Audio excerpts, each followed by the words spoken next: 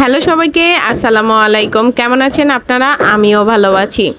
আজকে আমার সিপিইউটা সারার জন্য আমি আর আব্বু চলে যাচ্ছি খিলক্ষেত বাজারে। গত রাতে পিসি অন করার সময় হঠাৎ করে সিপিইউটা আর অন হচ্ছিল না, হয়তো পাওয়ার সাপ্লাইয়ের সমস্যা হয়েছে। কিছুদিন আগেই পাওয়ার সাপ্লাইটা চেঞ্জ করেছি, তারপরেও আবার হঠাৎ করে কিসের জন্য যে পাওয়ার সাপ্লাইটা নষ্ট হয়ে গেল বুঝতে পারলাম না।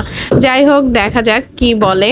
পাওয়ার সাপ্লাই যখন নষ্ট হয়েছিল তখন চেঞ্জ করার সময় এর ওয়ারেন্টি দিয়েছিল 1 বছর।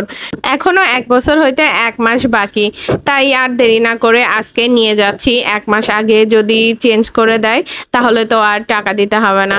সারাদিন প্রচুর পরিমাণে রোদ ছিল আর গরম খুবই ছিল। এখন বিকেলে বের হয়েছি, ভাবলাম যে গরমের মধ্যে মনে হয় বাইরে টিকা যাবে না, কিন্তু অনেক বাতাস হচ্ছে আর আবহাওয়াটাও অনেক ঠান্ডা। এই তো আমরা কথা বলতে বলতে চলে এসেছি খিলক্ষেত বাজারে। রিক্সাটা আর ভেতরের দিকে যায় না, কারণ এখানে যদি যায় তাহলে রিক্সার জরিমানা করে, তার জন্য আগে থেকেই রিক্সা থেকে নামায় দেয়। তবে আজকে অনেকটাই আগায় নিয়ে আসছে। এই তো আমরা নেমে পড়েছি।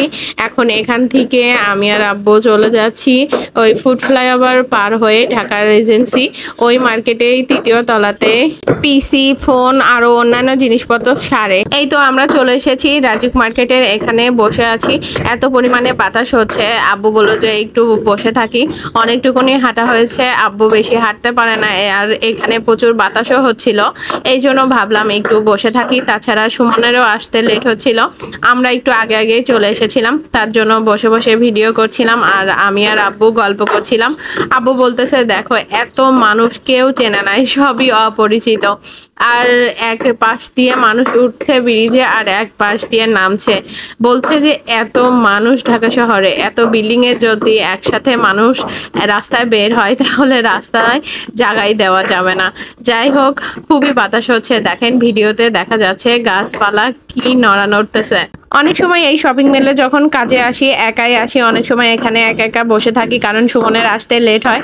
খুবই ভালো লাগে। আবার অনেক সময় সুমন চলে আসলে বলি যে একটু বসে থাকো, এত পরিমাণে বাতাস হয়। অন্য সময় যখন বাতাস উঠে না তখনও এখানে বসে থাকলে এত বাতাস লাগে, আর খুবই সুন্দর একটা জায়গা। অন্য সময় যখন আসবো এই শপিং মলে তখন মনে হবে যে আব্বু এখানে বসেছিল, এখানে আমি ছবি উঠাইছিলাম, এখানে এত গল্প করেছিলাম, খুবই খারাপ লাগবে। সুমন হঠাৎ করে চলে এসেছে, বুঝতে পারিনি। আমি আর আব্বু রাস্তার দিকে তাকাইছিলাম যে গাড়ি থেকে নামবে আর দেখবো, এই জন্য হঠাৎ করে ওর সামনে এসে দাঁড়ায় পড়ছে। আমি আর আব্বু খুব সারপ্রাইজ হয়ে গেছি। বলতেছিল আব্বু যে তোমাকে দেখার জন্য এখানে বসে আছি, কোন গাড়ি থেকে নামবে দেখতেই পেলাম না। ছোটবেলায় যখন আব্বুর সঙ্গে বাইরে ঘুরে বেড়াতাম তখন খুবই ভালো লাগতো। এই জন্য আব্বু ঢাকায় আসলেই মনে হয় আব্বুর সাথে এখানে ওখানে ঘুরে বেড়াই। আর এখন তো আমার ভালোবাসার মানুষ দুইজন একসাথেই তাদের সাথে ঘুরতে পারছি বাইরে। আমার খুবই ভালো লাগে এই বিষয়টা যে আব্বু সুমন একসাথে আর আমি তাদেরকে নিয়েই ঘুরে বেড়াচ্ছি। আব্বু আর সুমনের সম্পর্কটা একটু অন্যরকম, অন্য সব জামাই শ্বশুরদের মতো না, একটু ফ্রেন্ডলি।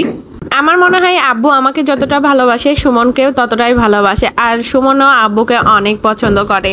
আব্বুকে আর সুমনকে যখন পাশাপাশি দেখি আমার খুবই ভালো লাগে, এক অন্যরকম শান্তি। যাই হোক, আমরা চলে এসেছি 3rd ফ্লোরে। এখানে এসে আর কম্পিউটারের দোকানটা খুঁজে পাচ্ছি না। সবাই বলতেছে এই কম্পিউটারের দোকান নাকি কিছুদিন আগে বিক্রি করে দিয়ে দেশে চলে গেছে।